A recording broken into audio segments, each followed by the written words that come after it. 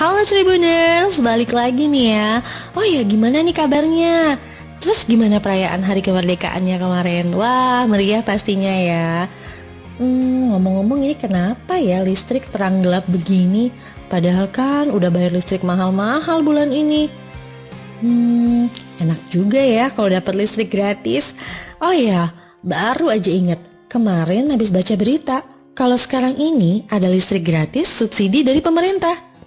Itu loh, pelanggan 450 volt dapat listrik gratis dan pelanggan 900 volt bersubsidi akan mendapatkan diskon sebesar 50%.